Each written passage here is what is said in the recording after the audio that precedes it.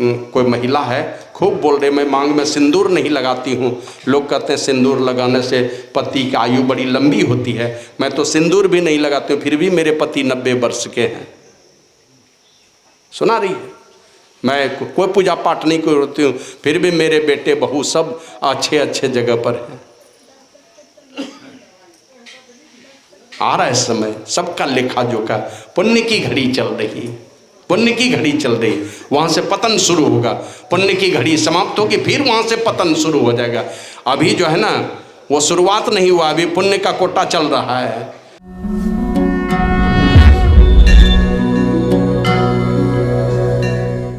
अखंड मंडलाकारं व्याप्तं येन चराचरं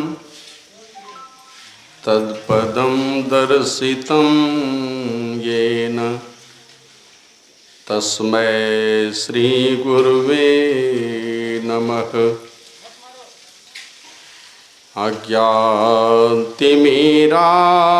अज्ञानतिमिरान्धस्य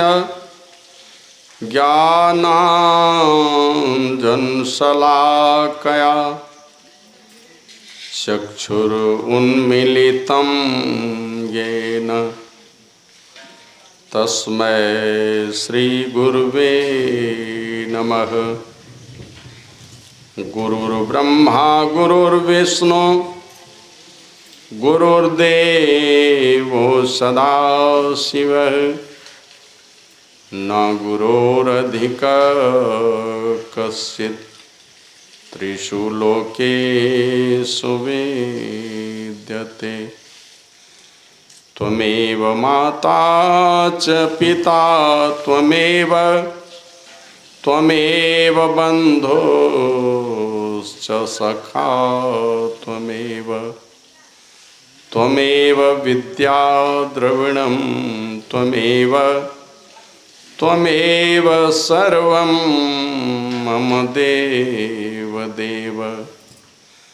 मंगलमूर्ति सद्गुरु मिलवै सर्वाधार मंगलमय मंगल करना बिनवो बारंबार। जयति जयति श्री सद्गुरु जोड़ी पाणि युग पद धरो चूक से रक्षा कीजिए बार बार विनती करो। जय जय जय सद्गुरु सुखद ज्ञान संपूर्ण अंग सम कृपा दृष्टि करिहे हरिय युक्ति बेढंग मम। यह तन विष की बेलरी गुरु अमृत की खान शीस दिए जो गुरु मिले तो भी सस्ता जान। राम नाम कलिकाम तरु राम भगत सुरधेनु सकल सुमंगल मूल जग गुरुपद पंकज रेनु।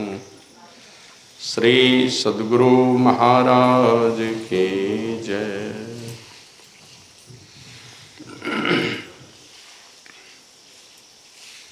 सर्वत्र विराजमान परमात्म स्वरूप विश्व वंदनीय 20वीं सदी के महान संत प्रातः स्मरणीय अनंत श्री विभूषित परम पूज्यपाद आराध्य देव मोक्षदाता सद्गुरु महर्षि में ही परमहंस जी महाराज के त्रैलोक पावन युगल चरण कमलों में अनंत अनंत बार नमन निवेदित करता हूँ।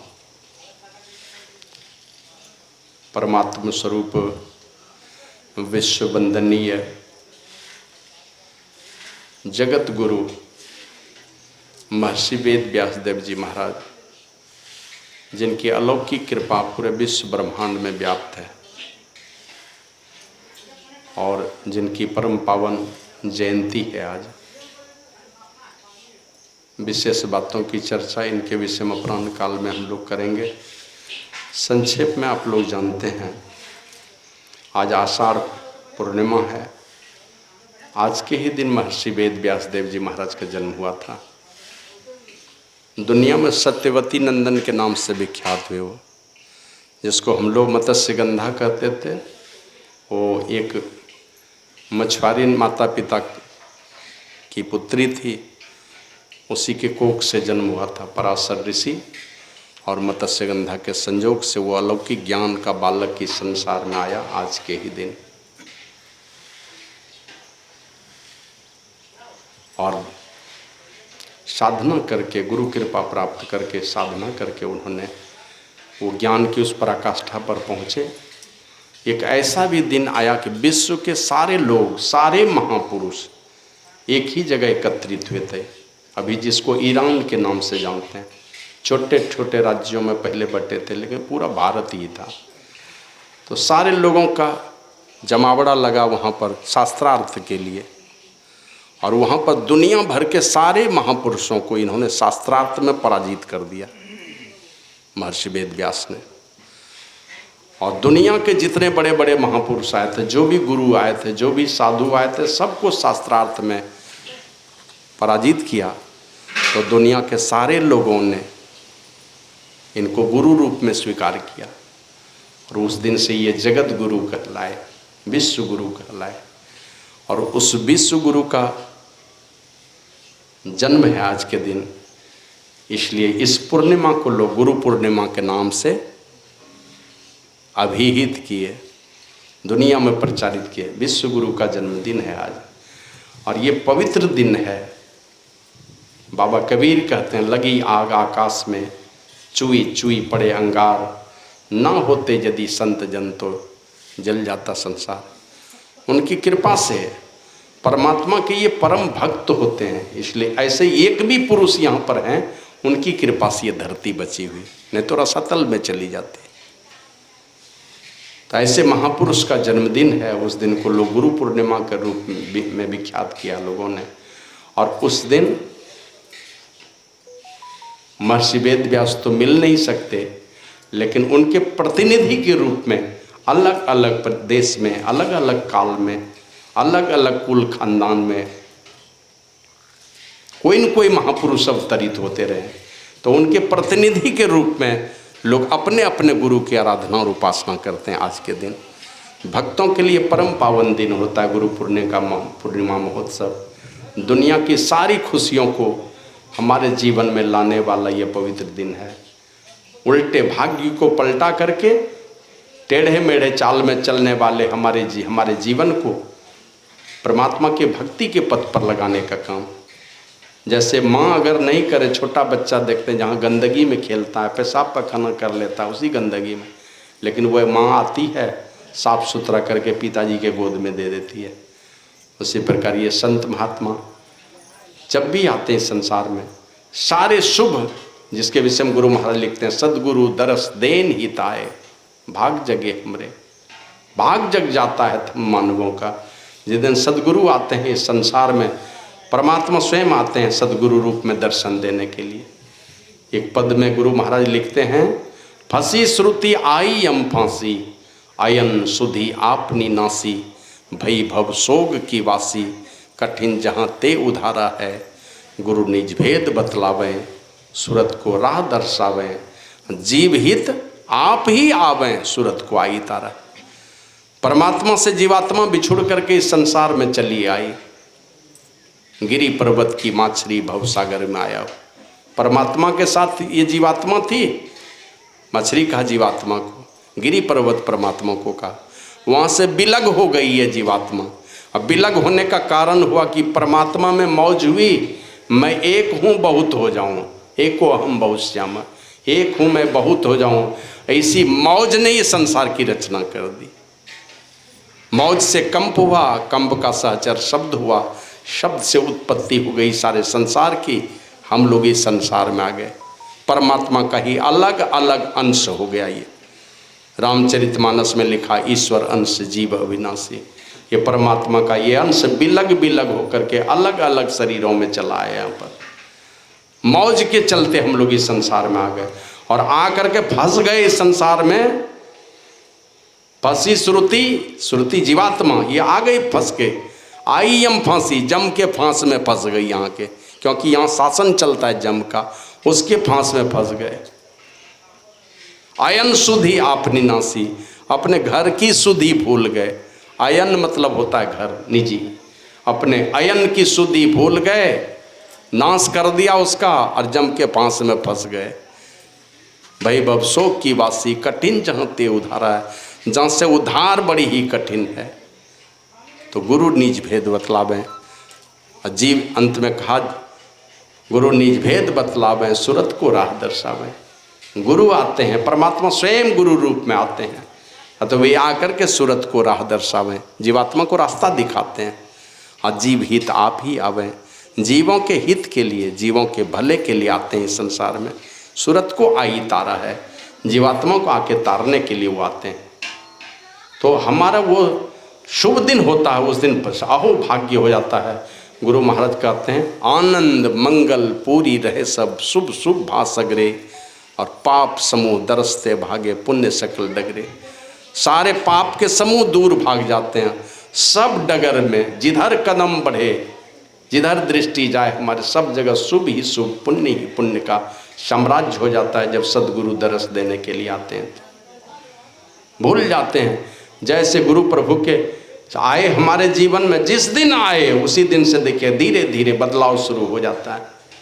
ऐसे बहुत सारे मंदिरों में गए होंगे, लेकिन वहाँ से पवित्रता की शुरुआत होगी कि नहीं, लेकिन जिस दिन गुरु मेरे जीवन में आते हैं उस दिन पवित्रता की शुरुआत हो जाती। कभी प्रवचन में सुना होगा, अभी देखते हैं सावन का पवित्र महीना शुरू होने वाला है, कल से ही शुरू होगा। अरब करोड़ों नहीं, करोड़ नहीं, करोड़ों में लोग आएंगे। विश्व प्रसिद्ध ये मेला है हमारे यहाँ, कांवर यात्रा। लेकिन अरबों का गांजा भी फूक लेगा लोग, दारू मुर्गा सब चलता रहेगा। आए भोलेनाथ हृदय में, पवित्रता लेकर के नहीं आ पाए। अब गुरु जब आते हैं, जिसके भी जीवन में गुरु आए, वहीं से पवित्रता की शुरुआत होती है। पवित्रता आएगी आपके जीवन में, पहली बात है ये। क्योंकि पता है हमारे यहाँ संत मत में तो और कठिन बात है, जब तक 6 महीने तक मांस मछली अंडा नशा नहीं छोड़ोगे तो दीक्षा ही नहीं दी जाएगी। कोई भाग्यशाली हैं जिनको पहले मिल जाए दीक्षा तो मिल जाए, वो भिट्टो पावर लग जाता है गुरु जी का ही, कभी कभी कुछ भी कर देंगे। तो अहो भाग्य होता है। आनंद मंगल पूरी रहे सब, आनंद ही आनंद, शुभ ही शुभ, कल्याण ही कल्याण, अशुभ शुभ भास डगरे, और पाप सब शुभ शुभ भास सगरे। सब जगह शुभ ही शुभ है, अशुभ का नामो निशान नहीं रहता। तो वो पवित्र दिन है ये, उसको गुरु पूर्णिमा के रूप में मनाते हैं लोग। और इस दिन सब लोग अपने अपने गुरु की पूजा अर्चना करते हैं, धूमधाम से करते हैं।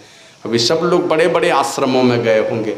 हमारा सिद्ध पीठ है कुप्पा घाट आश्रम, अभी हजारों लोगों का जमघट होगा वहाँ पर। मनियारपुर आश्रम है, सिगलीगढ़ दरारा है, लगभग सब बड़े आश्रम में। लेकिन गुरु महाराज के समय में ये गुरु पूर्णिमा महोत्सव हर जगह नहीं मनाया जाता था, लोग सब कुप्पा घाट जाते थे। बाद में शाही स्वामी जी महाराज मनियारपुर आए तो लोग मनियारपुर भी जाने लगे, और जब वो महापुरुष लोग चले गए तो सब महात्मा अपने अपने जगह पर ही मनाने लगे। तो बड़ा ही शुभ दिन है हम लोगों के लिए। और जब भी गुरु का प्रादुर्भाव होता है हमारे जीवन में, सारी खुशियाँ मेरे जीवन में आती हैं।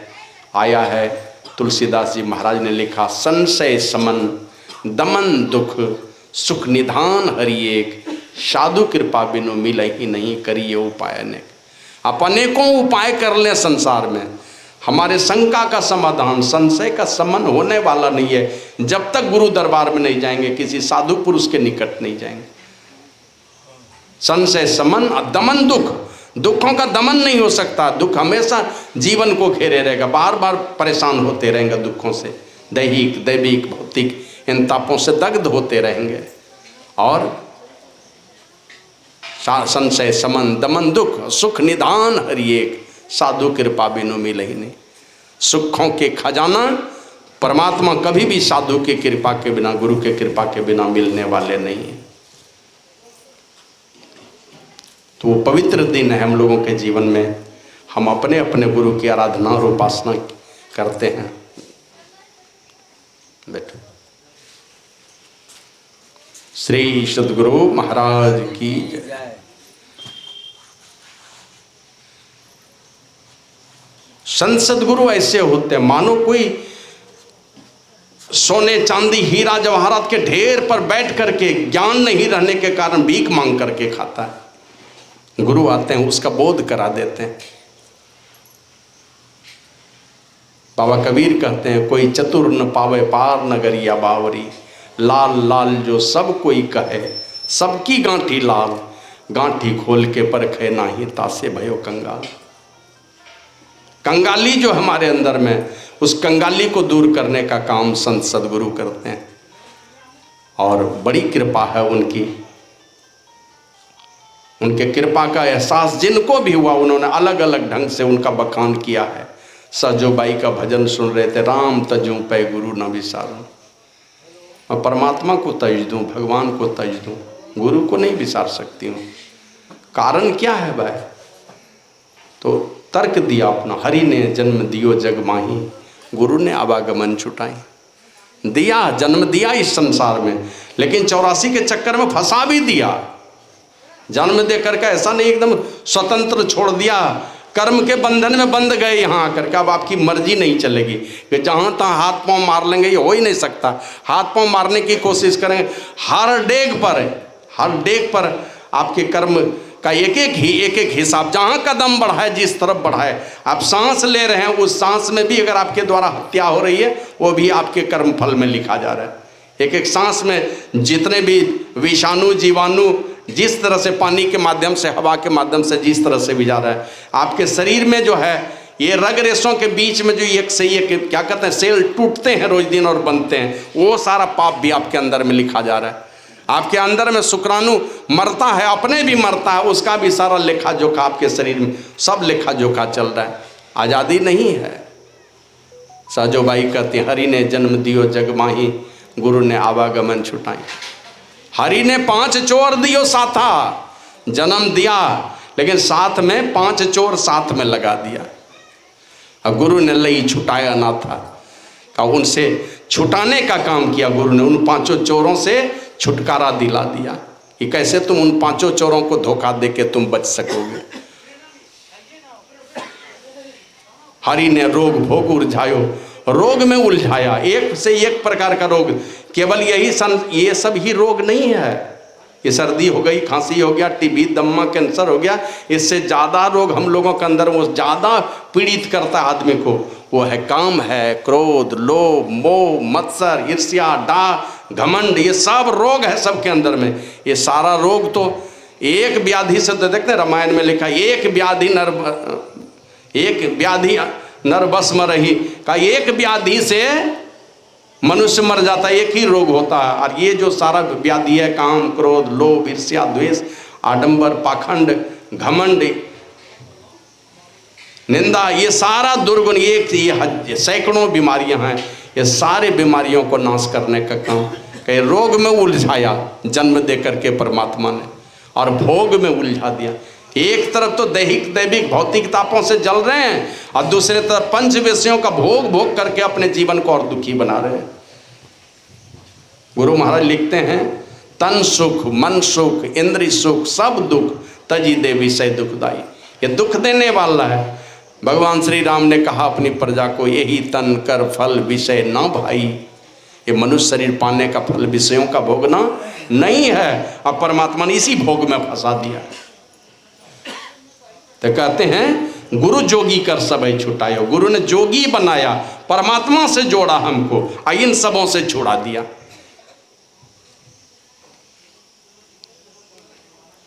हरि ने मोसू आप छिपायो, परमात्मा ले आए इस दुनिया में और अपने कहाँ हेरा गए पता नहीं, अपने गुम हो गए, मिले नहीं, इन आंखों से देख ही नहीं पाते।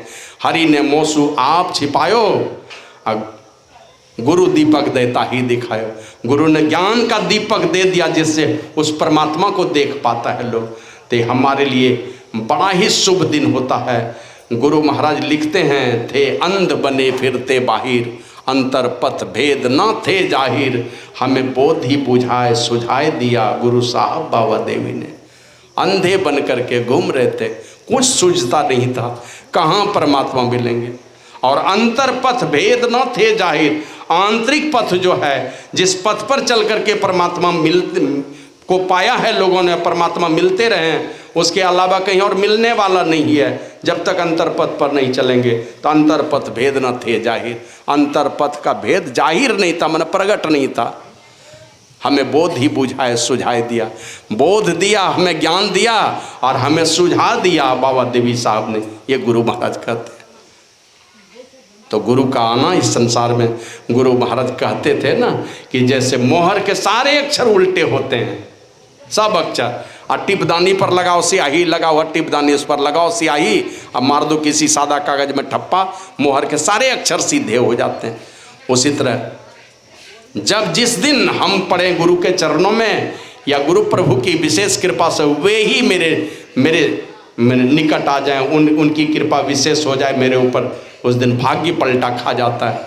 अब पलटता है भाग तो जीने की दिशा बदलती है, और जीने की दिशा बदल गई, अब हर चीज में पवित्रता आएगी, सोचने समझने सब चीज में अंतर होने लगा, सब में पवित्रता आ जाती। इसलिए गुरु की बहुत कृपा है। अभी तुलसीदास जी महाराज का सुने, राम नाम कली काम तरु। काम तरु मतलब कल्प तरु। ये कल्प तरु था विश्वामित्र मुनि के पास, जब समुद्र मंथन हुआ उसी में मिला था। 14 रत्न मिले, उसमें एक रत्न था कल्प तरु विश्वामित्र मुनि के पास। लेकिन कहते हैं कल्प तरु के नीचे रह करके भी लोगों का अनिष्ट हुआ है। अनिष्ट मतलब एक आदमी गया जंगल में और बटोही था, जंगल में किसी पेड़ के नीचे बैठा था, मन में लगा कि बड़ी जोर प्यास लगी है, गर्मी का दिन है, अगर पानी मिल जाता तो प्यास बुझ जाती। अगल बगल में कोई झरना पोखर कुछ नहीं था। मन में सोचा कि कहीं जल मिल जाता तो पी करके प्यास बुझा लेता। और सामने में ही देखता एक नदी बहने लगी सामने से, पहले कुछ नहीं है वहीं पर नदी। तब सोचा कि चलो पी ही लेता हूँ पानी पहले, लेकिन गए यहाँ से, मारे डुबकी तो प्यास कुछ कम हो गई, तो एक कमंडल जल लेकर के वहाँ से चले आए। सोचे कि चलता हूँ, अब क्या पानी जल पीऊँगा, अगर कहीं कुछ भोजन मिल जाता तो भोजन करके पानी पी लेता। उसी पेड़ के नीचे आके बैठ गए। अब मन ही मन सोच रहे हैं जल कुछ भोजन मिल जाता तो बड़ा बढ़िया होता। तो देख मैंने कल्पना मात्र से, भावना करने मात्र से ही देखा सामने में एक बढ़िया सा बड़ा सा पात्र में खूब अनेक प्रकार का व्यंजन सहित भोजन हाजिर है सामने में।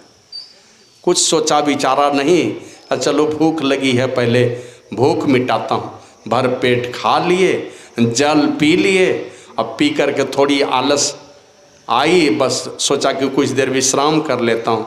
अब विश्राम करने की सोच ही रहे थे तो मन में सोचा ये नीचे में ऊबड़ खाबड़ जगह में कैसे विश्राम करूँ, अगर कोई सोने का बिछावन अगर रहता तो बड़ा अच्छा रहता। तो देखा बढ़िया से एकदम क्या कहते सोने के पलंग पर गद्देदार बिछावन लगा हुआ सामने में हाजिर हो गया। अच्छा चलो देखा जाएगा, बैठ लिया उस पर, सोचा इसी पर सो लेता हूँ।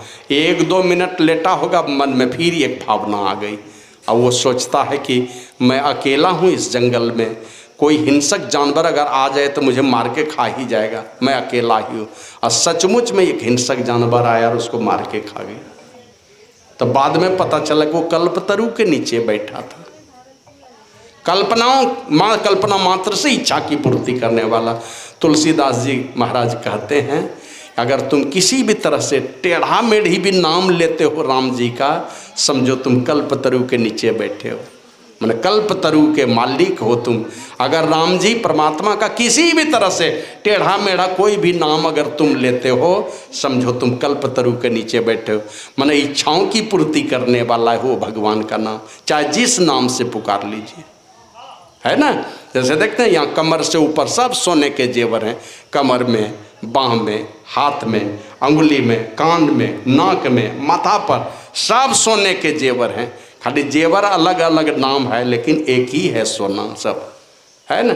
कमर से नीचे सब चांदी का, केवल जेवर है अलग अलग, वो कोई आकार दे दिया है ज्वेलर ने, कारीगर ने, लेकिन है सब में चांदी ही। तो उसी प्रकार जिस नाम से भी आप परमात्मा को पुकारेंगे, टेढ़ा मेढ़ा कुछ भी नाम गलती सही जैसे पुकारते हैं, किसी भी तरह से प्रेम से पुकारेंगे, वो समझो कल्पतरु के नीचे बैठे हो। फिर कहते हैं राम भगति सुरधेनु, अगर तुम किसी तरह से उनकी भक्ति करते हो, नाम लेते हो केवल, तो कल्पतरु के मालिक। और अगर कहीं से भक्ति सीखे हो, चाहे माँ बाप कोई सिखा दिया, किसी भी तरह से तुम करते हो भक्ति, जैसे कोई बीज हम खेत में डालते हैं, टेढ़ा पड़े कि सीधा पड़े, बीज को जन्म लेना ही लेना है। उसी प्रकार किसी भी तरह से राम की भक्ति करोगे, टेढ़ा मेढ़ा किसी प्रकार से, कहते राम भगति सुरधेनु, समझो तुम सुरधेनु के मालिक हो, कामधेनु के मालिक हो। कामधेनु किनके पास थी? पहले तो इंद्र के पास, बाद में वशिष्ठ मुनि के पास कामधेनु। लेकिन वही कामधेनु वशिष्ठ मुनि के पास रहने पर भी परिणाम क्या हुआ? विश्वामित्र मुनि एक दिन हजारों सेना के साथ गए, ये तो राजऋषि थे, तो मैंने बहुत कम समय में सब फौजियों के लिए भोजन की व्यवस्था करवा दिए वशिष्ठ मुनि। तो ये पूछते, इनको आश्चर्य लगा कि इतने जल्दी में इतने लोगों की भोजन की व्यवस्था कैसे हुई? तो बोला कि ऋषिवर इतने लोगों के भोजन की व्यवस्था कैसे हुई? तो कहा मैं कुछ नहीं करता, ये माता कामधेनु की कृपा है मेरे ऊपर, ये माता कामधेनु और इनकी पुत्री जो नंदिनी है उसी की कृपा है, उन्हीं की कृपा से ये सब भोजन नसीब हो जाता है। बस इच्छा करता हूँ, माता कामधेनु और उनकी पुत्री तुरंत पूरा कर देती है। अब इतना कहना था तो विश्वामित्र मुनि कहते हैं महाराज ये आप रख के क्या कीजिएगा, आप तो बैरागी लोग, त्यागी पुरुष हैं, महर्षि हैं, आप क्या कीजिएगा? मैं तो राजऋषि हूँ, मेरे यहाँ तो हजारों लोगों का आना जाना होते रहता है, आप ये गौ माता हमें दे दीजिए। तो वो भी त्यागी पुरुष, ले जाओ, ले लो, दे दिया उनको। और ले करके जब जाने लगे तो आपको पता है, चाहे आप गौ भैंस है ना, उसको कहीं ले जाके पहुंचा दीजिए, वो लौट के मुश्किल है आना।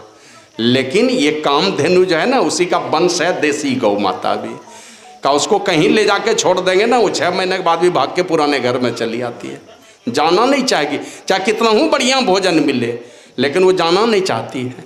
वो नहीं जाना चाहती थी तो विश्वामित्र मुनि ने बल प्रयोग करके ले जाना चाहा, परिणाम यही हुआ, वो गौ माता जो है माता कामधेनु और नंदिनी, वो दोनों मैंने क्या कहते हैं, कुपित हो गई, क्रोधित हो गई। और क्रोधित होकर के उन्होंने आँख, कान, नाक, मल मूत्र के रास्ते, सब रास्ते से उन्होंने आग की वर्षा शुरू कर दी और सारे उसके फौज को, विश्वामित्र मुनि के फौज को सब तीतर बीतर कर दिया। नहीं जाना चाहती थी। और इसी बीच में विश्वामित्र मुनि की फौज ने वशिष्ठ मुनि के 100 बेटे को मार दिया। 100 बेटा सब एक बार में खत्म हो गया। वो तो एक बेटा शक्ति मुनि, उसी की पत्नी गर्भवती थी, तो जंगल लेके भागे थे, तो वहाँ जाके एक लड़के का जन्म हुआ। वही लड़का आगे चल करके पराशर मुनि के नाम से विख्यात हुए और उन्हीं का बेटा महर्षि वेद व्यास इस दुनिया में आया है। तो उस कामधेनु का मालिक होने के बाद भी परिणाम क्या आया वशिष्ठ मुनि के जीवन में?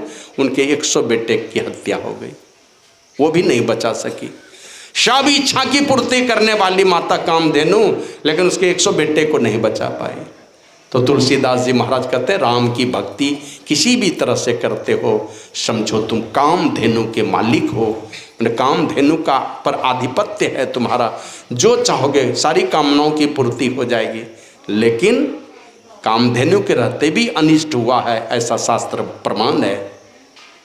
लेकिन कहते हैं सकल सुमंगल मूल जगह, सारे संसार में इस संसार में सकल सुमंगल मूल जगह, माने सब सुखों का मूल अगर कुछ है संसार में तो गुरु प्रभु के चरण का धूल ही है, जहाँ किसी प्रकार का कभी आज तक अनिष्ट होने की कोई संभावना ही नहीं है, कभी पतन नहीं होगा उस जगह से। जो संतों के चरणों में पड़ते हैं पतन वहाँ से रुक जाता है। अभी देखते हैं, आप लोग भी सुन रहे होंगे, 1-2 दिन से बड़ी वायरल हो रहा है, एक कोई महिला है खूब बोल रहे मैं मांग में सिंदूर नहीं लगाती हूँ, लोग कहते हैं सिंदूर लगाने से पति की आयु बड़ी लंबी होती है, मैं तो सिंदूर भी नहीं लगाती हूँ फिर भी मेरे पति 90 वर्ष के हैं। सुना रही है, मैं कोई पूजा पाठ नहीं करती हूँ फिर भी मेरे बेटे बहू सब अच्छे अच्छे जगह पर हैं। आ रहा है समय, सबका लेखा जोखा, पुण्य की घड़ी चल रही है, पुण्य की घड़ी चल रही है, वहाँ से पतन शुरू होगा। पुण्य की घड़ी समाप्त होगी फिर वहाँ से पतन शुरू हो जाएगा। अभी जो है ना वो शुरुआत नहीं हुआ, अभी पुण्य का कोटा चल रहा है। लेकिन संतों के चरणों, बैठिए ना इधर बीच में, आते हैं बाद में, बाधा क्या के लिए डालना है, बैठिए उधर।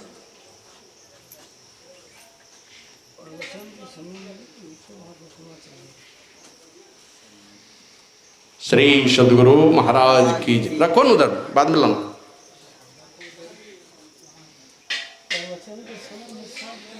श्री सद्गुरु महाराज की जय। बीच में आकर के बाधा डालने से लोग विस्मृत हो जाता है ना।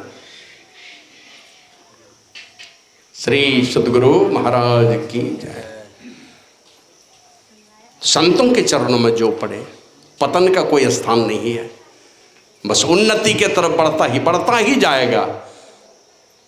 बाबा गुरु महाराज हमारे लिखते हैं, गुरु निज भेद दे अधर चढ़न को, गुरुमुख चढ़त विसेखा, चढ़त चढ़त सो टपत गगन सब, जाय मिलत सब सेखा। सारे गगन को पार करेगा। चढ़त गुरु निज भेद दे अधर चरण को, अंतर गगन में चढ़ने का भेद बता देते हैं संत सदगुरु। गुरुमुख चढ़त विसेखा, जो गुरुमुख होगा वो विशेष चढ़ता जाएगा, और चढ़त चढ़त सो टपत गगन सब, सारे गगन को पार कर जाएगा। 5 गगन, सब गगन को पार करके जाय मिलत सब सेखा, सबके शिखर पर चला जाएगा। वो साधना के पद में बढ़ते हुए सबके शिखर मतलब परमात्मा के पद को जाकर के प्राप्त करेगा। अवनति का कोई स्थान नहीं, उन्नति का सदैव स्थान है। इसलिए शास्त्रकार देखते हैं, कहते हैं गुरुर ब्रह्मा गुरुर विष्णु गुरुर्देवो सदाशिव, ना गुरोर अधिक कश्चित त्रिषु लोकेषु विद्यते। तीनों लोकों में गुरु से बढ़ करके कोई नहीं है। वही ब्रह्मा हैं, विष्णु हैं, वे ही सदाशिव हैं, उनसे बढ़ करके तीनों लोकों में कोई श्रेष्ठ नहीं है। और कहते गुरुर ब्रह्मा गुरुर विष्णु गुरुर्देवो महेश्वर, और गुरु साक्षात परब्रह्म, साक्षात परब्रह्म परमात्मा है। गुरु साक्षात परब्रह्म तस्मै श्री गुरुवे नमः। इसीलिए मैं गुरु प्रभु के चरणों को प्रणाम करता हूँ। वे ही ब्रह्मा है, वे ही विष्णु हैं, वे ही महेश्वर हैं, और वे साक्षात परमात्मा हैं। वे ही आते हैं, मतलब ब्रह्मा विष्णु महेश तीनों का सामर्थ्य लेकर के वो परमात्मा है। तीनों का सामर्थ्य, ब्रह्मा जी को ब्रह्मा जी का सामर्थ्य है, वो विष्णु भगवान का सामर्थ्य नहीं है। विष्णु भगवान को विष्णु भगवान का सामर्थ्य है, वो शंकर भगवान वाला सामर्थ्य नहीं है। और शंकर भगवान को ब्रह्मा और विष्णु का सामर्थ्य नहीं है, गुरु को तीनों का सामर्थ्य है। और ये चौथा सामर्थ्य है, वो उन तीनों में से किन्हीं के पास नहीं है, वो है उद्धार करने का सामर्थ्य, वो है गुरु के पास में, जो ब्रह्मा विष्णु महेश के पास नहीं है। कहीं ऊंचे लोक में भेज देगा, लेकिन मुक्ति प्रदान करने का सामर्थ्य उनके पास नहीं, वो गुरु के चरणों में है। इसलिए बाबा कबीर कहते हैं, जिनकी लगन गुरु सो नाही, ते नर खर कुकर समझग में बिरथा जन्म गमाई। जिनको गुरु से प्रेम नहीं, कहता वो कुत्ते गधे के समान इस संसार में जीवन बिता के चला जाता है। और जैसे फूल उजाड़ को लागो बिन स्वार्थ झरी जाही, ये हरी बेल की कोरी तुमड़िया सब तीरथ करी आई, जगन्नाथ के दर्शन करके अजून गई करवाई। नहीं मिले जिनको गुरु तो उनको लगता है कि इस तीर्थ में जाओ, कि उस तीर्थ में जाओ, उस तीर्थ में जाओ।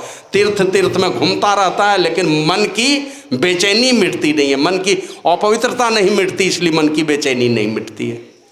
मन की अपवित्रता मिटेगी तो मन की बेचैनी मिट जाएगी। रामायण में है, अमल अचल मंत्रों समन, अमल होगा तब मन अचल होगा, मन अचल होगा तो मल रहित हो जाएगा। तब मल रहित करने के लिए कहते हैं तीर्थों में घूमता है, क्योंकि उनको पता नहीं कि किस तीर्थ में जाएंगे और डुबकी लगाएंगे तो मेरा मन पवित्र हो जाएगा, ये पता नहीं है। लेकिन गुरु जब बताते हैं तो हम लोग शास्त्र को जब पढ़ते हैं कहते हैं देहस्था सर्व विद्याश्च देहस्था सर्व देवता देहस्था सर्व तीर्थानी गुरु वाक्य न लभ्यते।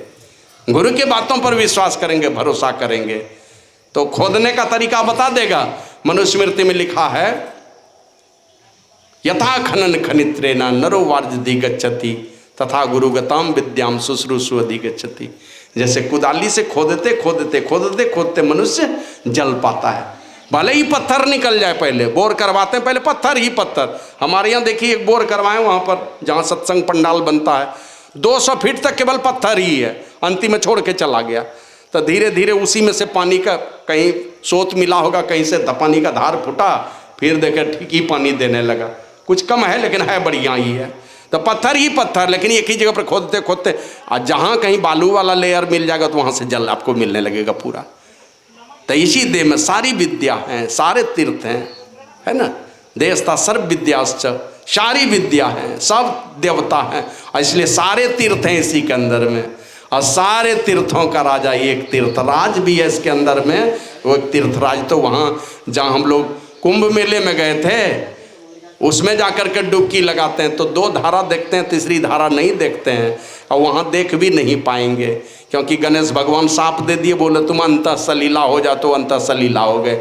और उस पर इतने पापी लोग हैं दुनिया में के सब पाप भी तो हर साल जा करके धो रहे हैं। का वो त्रिवेणी की धारा तुम्हारे अंदर में है। शास्त्र अनेकों शास्त्रों में इनकी चर्चा है। ईड़ा भगवती गंगा पिंगला यमुना नदी ईड़ा पिंगलयोर मध्य सुषुम्ना च सरस्वती। त्रिवेणी संगमो यत्र तीर्थराज स उच्यते तत्र स्नानम प्रकुर्वीत सर्व पापे प्रमुच्यते। उस त्रिवेणी में डुबकी लगाओगे सब पाप से शुद्ध हो जाओगे, सारे पापों से पार उतर जाओगे। और नहीं जानने के कारण ये संत सदगुरु बतला देते हैं तो उस तीर्थ में डुबकी लगाकर परम पवित्र हो जाते हैं, और जो परम पवित्र हो गए वो परमात्मा उसको अपना लेते हैं, उन्हीं को परमात्मा अपना भेद बता देते हैं। रामायण में लिखा है वाल्मीकि मुनि ने कहा राम जी को, चिदानंदमय देह तुम्हारी विगत विकार जान अधिकारी। हे राम जी, जो विशुद्ध अंतःकरण वाले हो जाते हैं वही तुमको जानता है, वह उन्हीं को तुम जनाते हो जो विशुद्ध अंतःकरण वाले हो गए। मन अंतःकरण का मतलब मन बुद्धि चित्त अहंकार सब पवित्र हो गया मेरा। जब मन ही पवित्र हो गया है तो मन के चंगुल में है सारी इंद्रियां हैं, सारी इंद्रियां पवित्र हो जाती है। अगर मन किसी का पवित्र हो जाए तो मन जाके वहाँ पवित्र हो जाता है उस त्रिवेणी में डुबकी लगा के। और नहीं जानने के कारण वही बाबा कबीर कहते हैं हरी बेल की कोरी तुमरिया सब तीरथ करी आई। कोरी तुमड़ी जो है जिसको तितलौकी कहते हैं, जो कड़वा होता है, वो तितलौकी लेकर के पूरे सभी तीर्थों में जाकर के डुबकी लगवाया। अंतिम में जगन्नाथ जी का भी दर्शन करवा दिया। और वहाँ से ला करके जब एक एक टुकड़ा काट करके सब लोग खाया तो ना निगलते बने ना उगलते बने, क्योंकि वो तो उसका तीतापन गया ही नहीं था। तो नहीं जानने के कारण हम तीर्थों में धामों में घूमते हैं, ये हमारा शरीर ही तितलौकी के समान है। वो मन ही गंदा हो गया विषयों के चिंतन से, वही पवित्र नहीं होता है। तुलसीदास जी महाराज कहते हैं अंतर मलिन विषय मन अति तनु पावन करिए पखारे मरई न उरग अनेक जतन बल्मीक विविध विध मारे। जैसे सांप है बिल में चला गया, ऊपर से पीटेंगे बिल को, वो सांप मरने वाला नहीं है। उसी प्रकार अंतर मलिन विषय मन अति तनु पावन करिए पखारे। मलिन है मन विषयों के चिंतन से, तन को जाके पखार रहे हैं। गंदा तो मन की अपवित्रता के चलते संसार में बेचैनी है, शरीर की अपवित्रता से, मन की अपवित्रता से। अब मन अपवित्र हुआ है विषयों के चिंतन से। तरु कोटर मह बस विहंग तरु काटे न मरई जैसे, असाधन करिए विचारहीन मन शुद्ध होई नहीं तैसे। तरु कोटर मैंने पेड़ के खोड़र में चिड़िया है और मारना चाहते हैं उस चिड़िया को। गाछ की पेड़ काट देंगे क्या होगा, वो थोड़ी चिड़िया मर जाएगी। मन गंदा हो गया। उसी प्रकार साधन करिए विचारहीन, उसी प्रकार विचारहीन साधन करते हैं, क्योंकि नहीं जानते हैं कौन सा साधन करेंगे जो मन में पवित्रता आएगी। तो वही बाबा कबीर कहते हैं, हरि बेल की कोरी तुमड़िया सब तीरथ करी आई, जगन्नाथ के दर्शन करके अजहू न गई करवाई। और अंत में कहा, जैसे फूल उजाड़ को लागू। उजाड़ मतलब जंगल, जंगल में देखते हैं केवड़ा का फूल खिला, कब उसकी सुगंधी खत्म हो गई पता नहीं। जंगल में खिला, जंगल में ही झड़ गया, कोई कीमत है। और अभी देख लीजिए हमारा बालक लोग यहाँ से क्या किया, अभी फूल तोड़ा है ना, वैसा ही फूल यहाँ पर जिसमें कोई खुशबू नहीं है, सदाबहार, कोई खुशबू नहीं है। देखिए ये अड़हुल का फूल है, अड़हुल का ये फूल में कोई खुशबू नहीं है, लेकिन सब अभी गुरु जी के चरणों में चढ़ेगा कि नहीं चढ़ेगा। तो कोई खुशबू नहीं है, लेकिन यहाँ गुरु जी पे चढ़ रहा है। और वो केवड़ा का फूल देखिए जंगल में खिलता है, कब खुशबू कब कहाँ उड़ गया कोई पता ही नहीं चला, कब खिला कब खत्म हो गया। बाबा कबीर कहते हैं, जैसे फूल उजाड़ को लागो बिन स्वार्थ झरी जाए। जंगल का फूल कब खिला कब खत्म हो गया पता नहीं। उसी प्रकार कहे कबीर बिन बचन गुरु के अंत काल पछताएं। अगर गुरु के वचन के अनुरूप नहीं चलेगा पछताना पड़ेगा, क्योंकि दूसरा कोई रास्ता नहीं, वो दुर्गति को छोड़ करके कोई रास्ता नहीं है। सूरदास जी महाराज कहते, नर बपू धर जो जन नहीं गुरु के। मनुष्य का शरीर धर करके गुरु का नहीं बनाया अपने आप को। इधर दुनिया में बड़े बड़े लोगों का हम अपना बना करके हैं कि हमको प्रधानमंत्री से दोस्ती है, हमको राष्ट्रपति से दोस्ती है, इंजीनियर डॉक्टर, कोई तीन बेटा डॉक्टर है, 5 बेटी IAS अफसर है, क्या हो जाएगा। गुरु से लगन नहीं है। सूरदास जी महाराज रिजल्ट दिए हैं, कहा नर बपू धर जो जन नहीं गुरु के। मनुष्य का शरीर धर करके गुरु का नहीं बनाया अपने आप को, महापुरुषों का नहीं बनाया।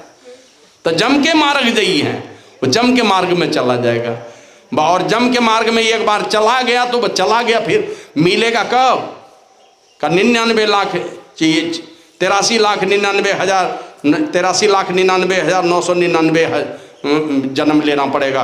माने एक बरस भी अगर जन्म लेगा तो ये माने 83,99,999 बरस लगेगा फिर मनुष्य शरीर में आने में। वहाँ से दुर्गति शुरू हो जाएगी।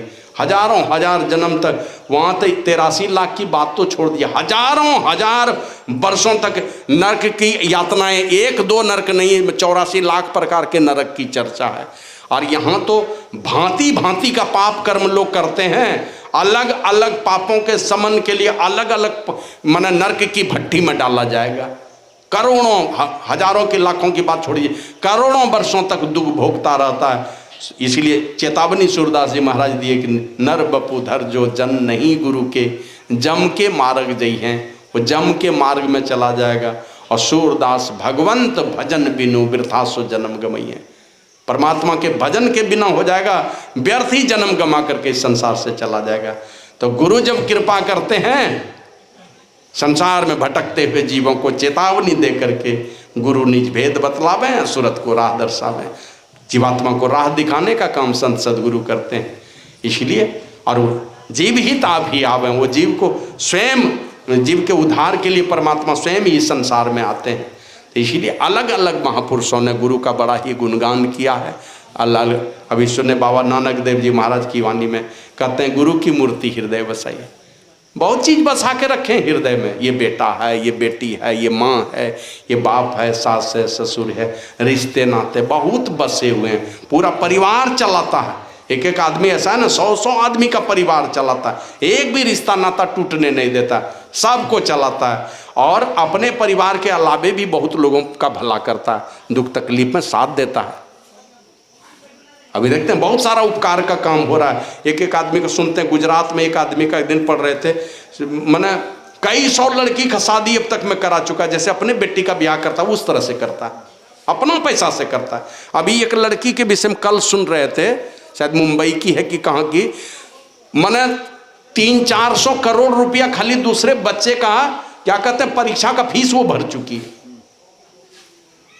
सब है उत्तम काम, दिल में बहुतों को बसा करके रखे हैं, लेकिन किनको नहीं बसाए।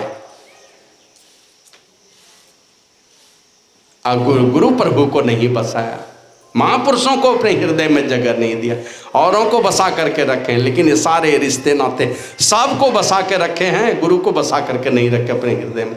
ये कहाँ ले जाएगा?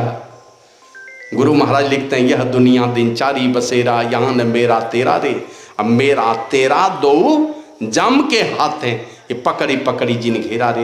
ये जम का हाथ है, जिसको पकड़ करके आप अपना भला चाह रहे हैं, ये जम का हाथ है, आप जम के पास ही पहुंचाने वाला है, वो कहीं दूसरे जगह ले जाने का उसको सामर्थ्य नहीं है। तो कहते हैं, यह दुनिया बंदी गिरी जम के, जीव बंदी रहे घेरा रे, सदगुरु गुरु बिन ना कोई कभू जो तोड़े जम घेरा रे। सदगुरु के बिना इस जम के घेरे को तोड़ने का सामर्थ्य किन्हीं में नहीं है। और हमने एक दिन बताया था, इसीलिए ये एक काम है ना, एक विधान तोड़ता है ये साधु महात्मा लोग, ये संत लोग, महापुरुष लोग, एक विधान, एक कानून तोड़ देता है। किनका? जमराज का। जानता है हमारा राजपाट चल रहा है, किसी को भी बांध करके लेकर के चले जाते हैं, लेकिन जब आए संत महापुरुष, वो जम का फंदा काटने का सामर्थ्य नहीं को है, कोई देवी देवता को है नहीं। इसलिए जमराज की लड़ाई देवता से नहीं है, लड़ाई जब भी है तो संतों से है, महापुरुषों से है। इसलिए सजा भी यदि किन्हीं को मिलती है, कष्ट भी झेलना पड़ता है इस संसार में इन्हीं को ज्यादा। अब सुनते हैं रामकृष्ण परमहंस के विषय में, एक भगना आया दीक्षा लेने, शायद विकास नाम था, दीक्षा दे दिया। और दीक्षा देने के बाद जो है ना, बाद में रामकृष्ण परमहंस को कैंसर हो गया। तो ये पूछते हैं कि गुरुदेव, अनेक जन्मों में साधना के पथ पर चलती हुई आपके जीवन की गाड़ी यहाँ तक आई, तब तो इस दशा में पहुँचे, संतत्व दशा में, फिर आपको कैंसर क्यों हो गया? तो कहा कि हमने अपने भांजा को दीक्षा दे दिया विकास को, वो बड़ा ही माना उल्टा पुल्टा विचार वाला था, और उसकी सजा मुझे भुगतनी पड़ रही है। उनकी सजा पूज्य बाबा साई स्वामी जी महाराज खुद ही, एक माता जी आई, उनको खुद कैंसर था और इलाज चल रहा था। पूज्य बाबा एक दिन और रोते रोते आई, आशीर्वाद मांगने के लिए दे दिया। पूज्य बाबा ने आशीर्वाद उनको, और आशीर्वाद दिए, वो भली चंगी हो गए, ये खुद ही कैंसर के मरीज हो गए। और वो भी कब पता चला? जब 4th स्टेज में पहुंचा है, तब अंतिम समय में गोल ब्लैडर में है कैंसर, वो भी 4th स्टेज में पहुंचा है, तो उसी स्थिति में पहुंचा लिए। तो सजा उनको जम के विधान को काटने का, तोड़ने का काम करता है। वही गुरु महाराज कहते हैं कि यह दुनिया बंदी गृह जम के, यह संसार क्या बंदी गृह है, कारागार है, अजीब बंदी रहे घेरा रे। जीवात्मा जो है ना, कभी इस शरीर में, कुत्ता के शरीर में, गधा के शरीर में, छोटा छोटा जेल में जैसे कमरा होता है ना, एक एक वार्ड में एक एक कमरा है, उसी तरह ये शरीर एक एक कमरे के समान है, सारा संसार कारागार है। यह दुनिया बंदी गृह जम के, जीव बंदी रहे घेरा रे, सदगुरु गुरु बिन ना कोई कबहू जो तोड़े जम घेरा रे। सदगुरु को छोड़ करके इस जम के घेरे को तोड़ने का किसी को सामर्थ्य नहीं है। तो वो समझा के कहते हैं, या ते उठो सदगुरु गुरु हेरो, सेव करो बहु तेरा रे। उठो, अपने आप को उठाओ, बेहोशी में मत पड़े रहो। क्या पता कल हम रहेंगे कि नहीं रहेंगे, कहा नहीं जा सकता है। या ते उठो सदगुरु गुरु हेरो, उठाओ अपने आप को, जिस अचेत अवस्था में पड़ो यहाँ से सचेत हो जाओ, अपने आप को जगा लो, होश में ले आओ अपने आप को, और सेव करो बहु तेरा रे। बहुत प्रकार से गुरु की सेवा करो, और तन मन धन आत्म तिन के पद अरपी बचो जम फेरा रे। तन मन धन और अंतिम का आत्म, मैंने अपने आप को भी समर्पित करके, तन मन धन आत्म तिन के पद, उनके चरणों में अरपी मैंने अर्पित करके बचो जम फेरा रे। अगर इस जम के फेरे से बचना चाहते हो तो सब कुछ समर्पण करने का भाव रखो। और अंतिम में कहा, जागृत जिंदा सदगुरु जग में सब जिनको कर जोड़ा रे, बाबा सदगुरु देवी साहब जा पद को में ही चेरा रे।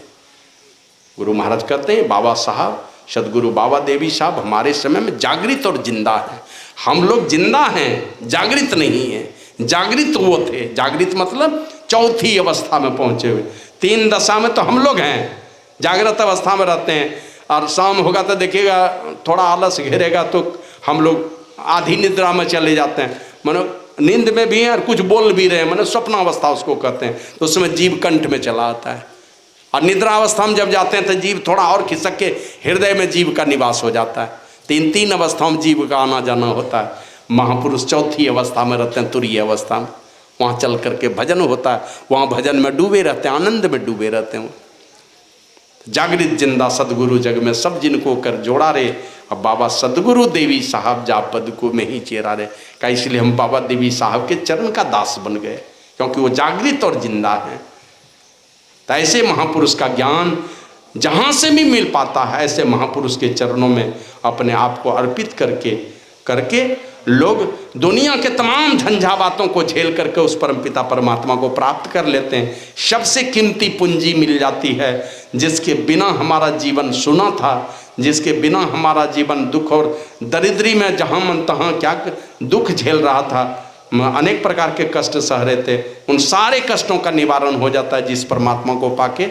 ये सामर्थ्य है संत सदगुरु के पास में। तो इसलिए हम लोग अभी भजन के माध्यम से माने लोग ऐसे महापुरुष को रिझाते हैं, किसी भी तरह से रिझा लो। अभी सुने ना गुरु महाराज का भजन, आगे माई सदगुरु खोज करो सब मिलके। संतों के ही स्वभाव, माँ कह के, बहन कह के, दीदी कह के, भैया कह के, साधु कह के, संत कह के, कुछ भी कह करके संबोधित करते हैं। आगे माई सदगुरु खोज करो सब मिलके, सदगुरु का खोज करो। जन्म सफल कर रहा, जन्म को सफल बनाने वाला राह है ये सदगुरु को खोजना। अगर जन्म को सफल बनाना चाहते हो और नहीं तो यही संत तुलसी साहब के विषय में पढ़ते हैं। पेशवा खानदान के थे, कल राज तिलक होने वाला है, अब भाग गए दक्षिणी भारत से सीधे वहाँ उत्तरी भारत में हाथरस में जाकर के एकदम चट्टान पर बैठ करके वहाँ जाके तपस्या किए। हल्फी पहन लेते थे, माने जैसे जहाँ तहाँ से कपड़े लेकर के 10-20 प्रकार का कपड़े का टुकड़ा मिल जाए उसी को सिलाई करके पहनते थे। और जीवन कैसे गुजारते थे जानते हैं? जाते थे खेतों में, फसल काट लेते थे, बहुत सारे दाने गिरे रहते हैं तो खेत से दाना चुनते थे, नहीं तो चले जाते थे हटिया में, हाट बाजार जहाँ अनाज की खरीद बिक्री होती है उधर चले जाते थे। बहुत सारे दाने वो नीचे मिट्टी में मिले होते, गिर जाते थे, मिट्टी मिल जाती थी, उससे चुन के निकालते थे और वो चुन करके ला के धो के उसको सिद्ध करते थे, पकाते थे और वो खा करके अपना भजन करते थे। और आज दुनिया में महान हो गए वो। भागे किस लिए? तो बोले कि मेरे बाप दादा परदादा सब तो मर मर करके चले गए, राजा तो हुए लेकिन कहाँ गए उसका ठिकाना नहीं रहा, और मैं राजा बनूंगा मेरी भी तो वही हालत होगी। राजपाट छोड़ करके चले आए। हाथरस के वे संत तुलसी साहब के नाम से विख्यात हुए दुनिया में, हाथरस वाले। श्री सदगुरु महाराज की जय। तो ऐसे संतों का जब प्रादुर्भाव होता है, इसीलिए एक कभी कभी चर्चा होती है कि जब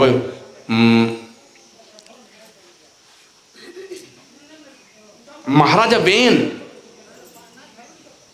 वो तो बड़े ही अपवित्र महात्मा थे, अपवित्र विचार वाले थे। महापुरुषों ने क्या कहते हैं, पूरे शरीर को मत करके वो दिव्य एक आत्मा को निकाला उस शरीर से, तब वो क्या कहते हैं, वो शरीर मर गया पहले वाला, दूसरा बेन गा करके खड़ा हुआ है। ये ऋषि मुनियों के प्रभाव से ऐसा हुआ। और वो दुनिया में महान हुए, साधना किया, तपस्या किया, और तपस्या के करके उन्होंने भगवान का दर्शन किया, चार भुजा वाला भगवान का चतुर्भुजी रूप में। तो भगवान नारायण के जब दर्शन हुए तो पूछते हैं, राजन कुछ मांगो। क्या मांगा याद होगा आप लोगों को? कहा कि महाराज अगर कुछ देना चाहते हैं तो हमको एक अमर फल दे दीजिए जिसको खा के मैं अमर हो जाऊं। अब ये भगवान, अब वो विचार कर ले, कोई ऐसा फल तो इस सृष्टि में नहीं है जिसको खा करके कोई अमर हो जाए, ऐसा कोई अमर फल तो नहीं है। लेकिन वो भगवान कहते हैं, राजन इस संसार रूपी पेड़ के, संसार रूपी पादप के सबसे अमृत फल संत हैं। श्री सदगुरु महाराज की जय। सबसे अमृत फल हैं संत, जिधर से खाओगे, जिधर से भी चखोगे, माना किसी भी प्रकार से उनका सानिध्य मिल जाए, ठोकर ही मिले, फटकार ही मिले, प्यार मिले, सहकार मिले, नहीं मिले, भूखा प्यासा रह करके जैसे भी हो, किसी भी प्रकार से उनकी संगति मिल जानी चाहिए। अलग अलग प्रकार से उन महापुरुषों को लोगों ने रिझाने का काम किया। एक कोई महात्मा का मैं नाम भूल रहा हूँ, वो गए दीक्षा लेने के लिए, तो मिल गए रास्ते में एक मतमुंडा आदमी। मतमुंडा समझ रहे हैं, मुंडन किया हुआ आदमी। अब वो मिला तो उनसे पूछते हैं कि दादू दयाल देव जी की कुटिया किधर है? तो बोले चले जाओ उधर ही होगा। मैंने सही ठीक ठाक बताए भी ना, बोले चले जाओ उधर ही होगा। वो जो मुंडन किया हुआ आदमी मिलान तो उसी पर ही एक चाबुक लगा दिया, माथे पर ही मार दिया। अब मार करके ये चला आया। अब बाद में जब गया है दादू दयाल देव जी महाराज की कुटिया में, तो बहुत सारे भक्त लोग इंतजार कर रहे थे। अब इंतजार करते करते ये भी थक चुके थे। जब आके अपने सिंहासन पर बैठे तो सब लोग गए अंदर दीक्षा लेने के लिए। अब अंदर गए हैं तो ये तो क्या कहते हैं, डरने लगे भीतर से, सिट्टी पिट्टी गुम है इसकी, हमसे तो बड़ी गलती हो गई। यही आदमी तो अभी माथा मुंडा मना ये क्या कहते हैं मुंडन किया हुआ आदमी तो यही था, इसी को दिए हैं एक चाबुक हम इनके माथे पर मार करके। और हमें पता नहीं था कि यही दादू दयाल देव जी हैं। सब जा रहे हैं, प्रणाम नमस्कार कर रहे हैं, माथा टेक रहे हैं। अब ये इनको जब इशारा करके बुलाए, ये निकट जाते हैं, जाके माथा टेके, किधर आए हो? तो नाम दान लेने के लिए गए थे। तो लाज के मारे, मैंने लाज तो लकड़ी है, काठ बन चुका था, लाज के मारे तो वही दादू दयाल देव जी समझ गए।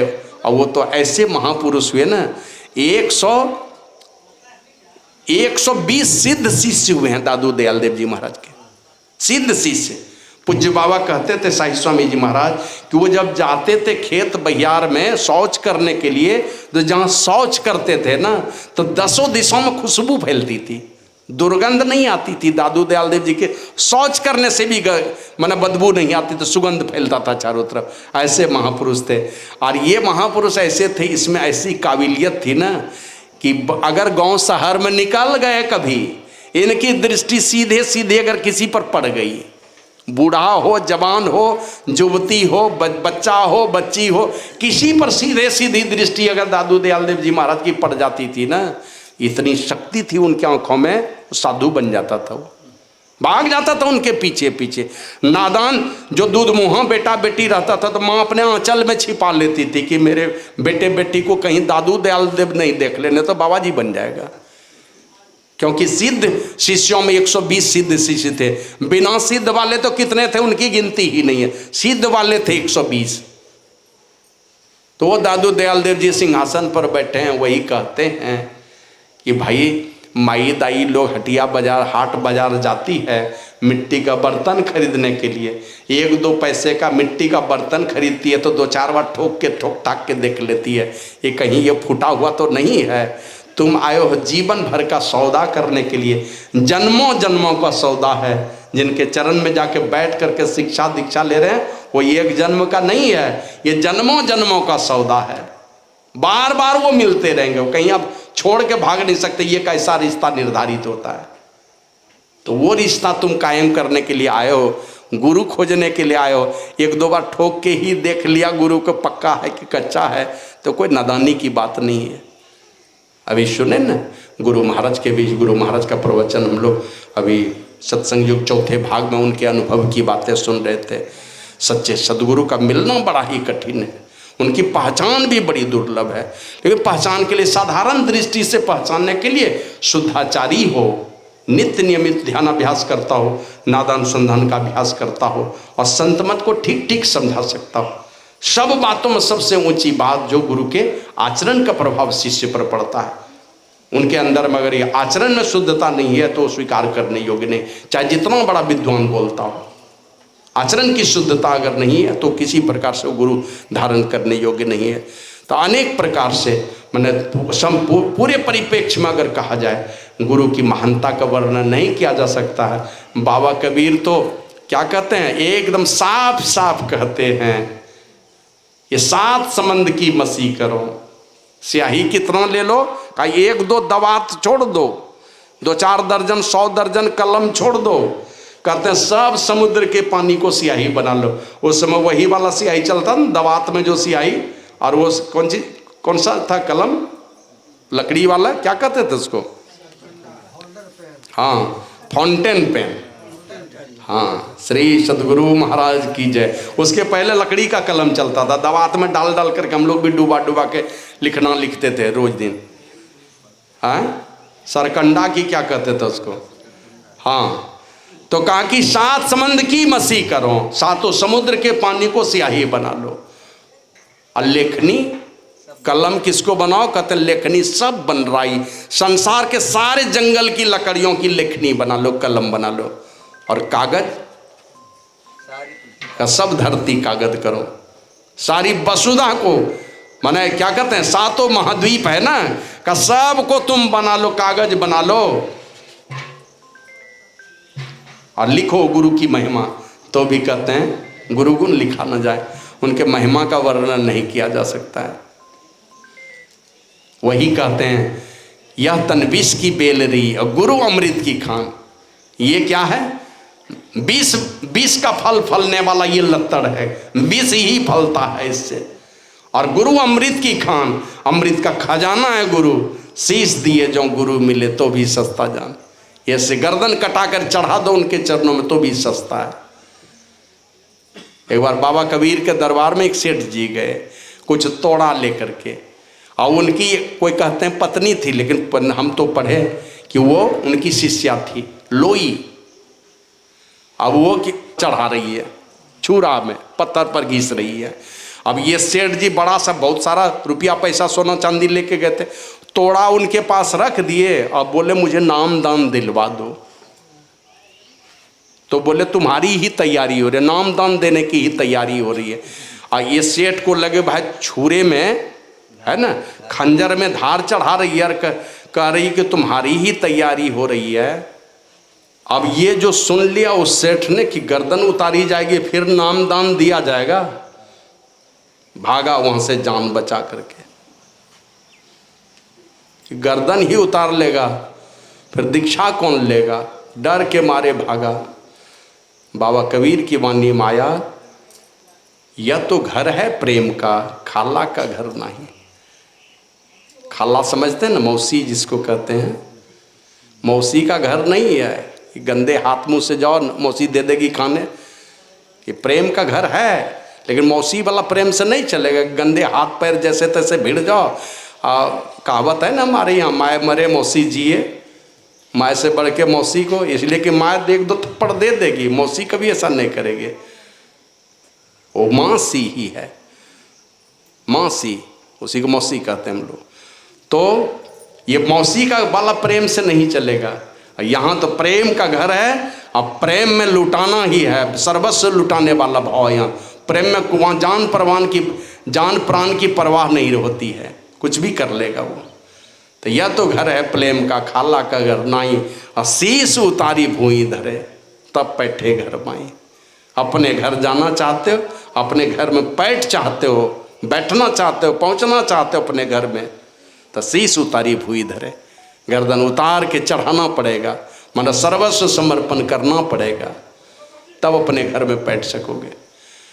पलटू साहब की वाणी माया, पहले संसार से तोड़ी आवे तब बात पिया की पूछिए जी। पिया की बात अगर करो, बैठ जाओ, बैठो, बाद में करना पड़ना, बैठो। श्री सद्गुरु महाराज की जय।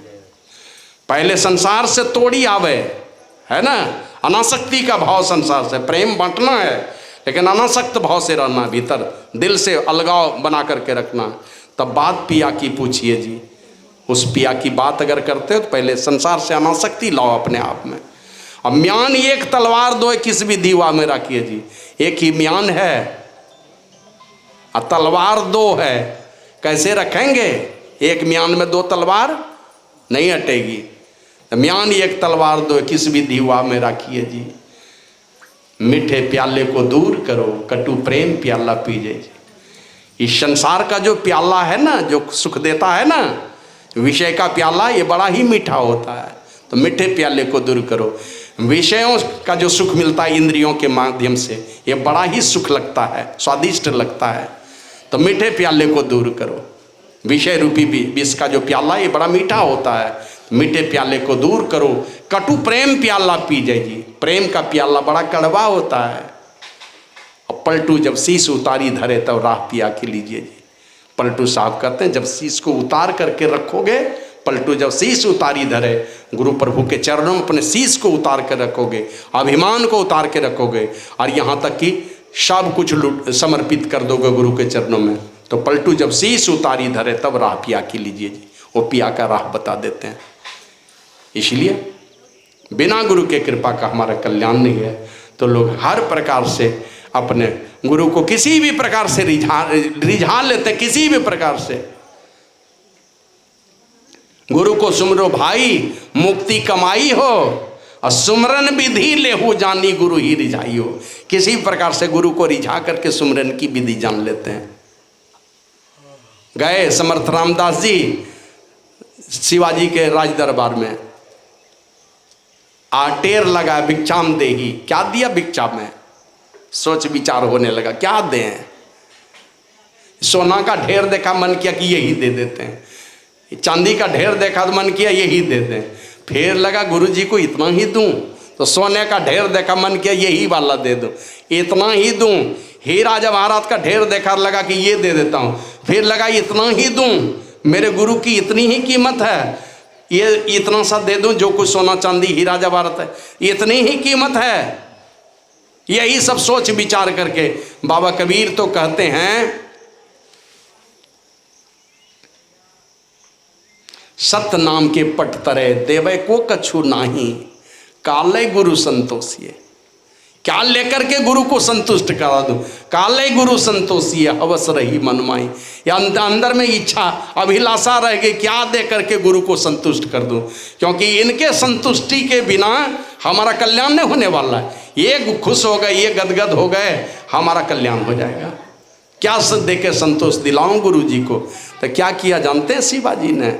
लिखा उन्होंने, आज तक का कमाया हुआ सोना। बैठिए उधर ही, इधर मत आइए, उधर प्रणाम नहीं कीजिएगा, बाद में प्रणाम कर लो जहां पर। श्री सद्गुरु महाराज की जय। शिवाजी ने लिखा, आज तक का कमाया हुआ सोना चांदी हीरा जवाहरात जगह जमीन घोड़ा हाथी मल्लुक खजाना समेत शिवा का शरीर भी समर्पित, सब लिख दिया, कागज के टुकड़े में दे दिया समर्थ रामदास जी के झोले में। कहा ये रे कागज का टुकड़ा दे, तो मुझे तो भिक्षा चाहिए। कहा गुरुदेव जो देना सो हमने दे दिया, उसमें लिख दिया है, अब सोच लीजिए कैसा होगा। जानते हैं शिवाजी कैसा था देखने में? एकदम काला कलूटा। इस धरती पर ये वेद व्यास हुए, ये छत्रपति शिवाजी हुए, एकदम काले कलूटे, एकदम बदसूरत थे।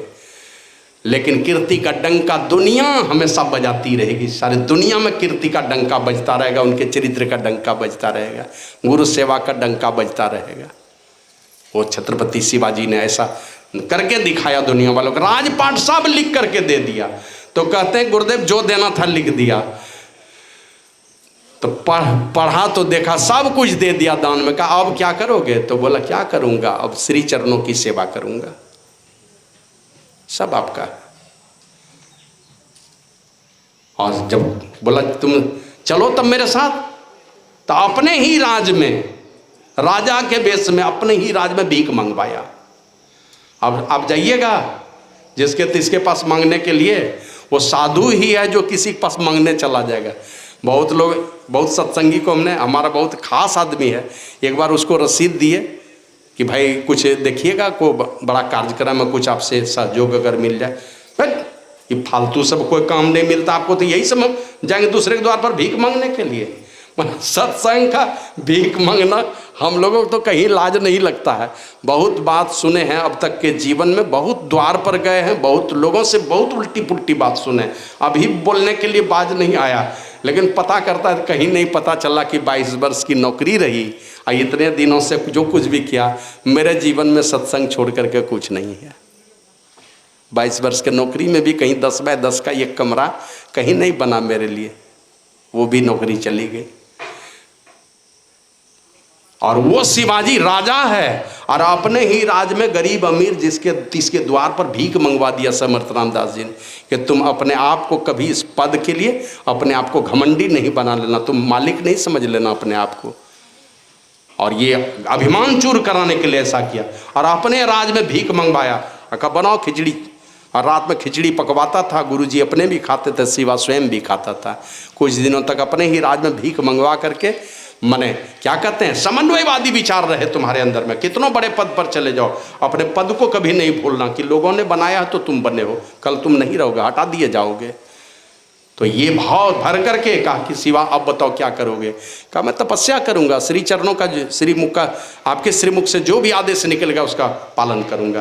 कहा कि तुम तपस्या करोगे, तुम ध्यान करोगे, सत्संग करोगे, तो ये राजपाट जो मेरा है अब तो मेरा है ना, ये कौन संभालेगा। जाओ अपना क्या कहते हैं अपना लंगोट दे दिया उनको। कहा जाओ इसको राजमहल में टांग देना, राजमहल में टांगना, और ये याद रखना हमेशा कि गुरु जी का राज है, तुम्हारा उसमें कुछ नहीं, तुम एक सिपाही बन करके है ना, बन करके उसकी रक्षा करोगे, पहरेदारी करोगे तुम। और इस प्रकार से शिवाजी ने राज किया, और दुनिया में उनकी महानता की कहानी कौन नहीं जानता है। अगर वो ना होते, हम लोग ये प्रवचन किस्सा कहानी जो चल रहा है ना, ये कुछ नहीं चल रहा होता। ये देखते हैं जनेऊ पहन लेते हैं, सिखा रख लेते हैं, तिलक लगा लेते हैं, एक नहीं चला सकते अगर वो नहीं होते। वो नहीं होते, गुरु गोविंद सिंह नहीं होते, और निकट में क्या कहते हैं चंद्रशेखर आज़ाद हैं कि भगत सिंह हैं कि खुदीराम बोस हैं कि तत्या टोपे हैं, तिलक हैं, ये एक से एक लोग आए। ये सब नहीं आए होते तो शायद हम लोग यहाँ नहीं होते। ये सब कोई किस्सा कहानी अभी देखिए ना, अगल बगल के देशों में देख लीजिए कहाँ कहाँ क्या कर पाता है।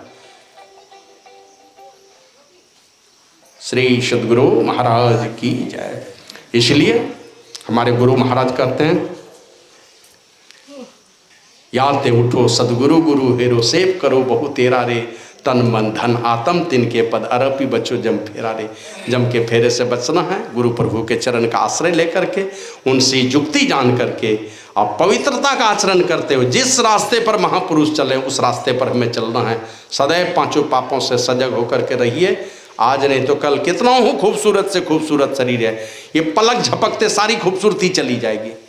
देखते हैं एक लड़का देखने में बड़ा खूबसूरत, बहुत पैसा कमा, बढ़िया बिजली का मिस्त्री था, पोल पर चढ़ा, वहां से गिरा, कमर से नीचे बेकार हो गया।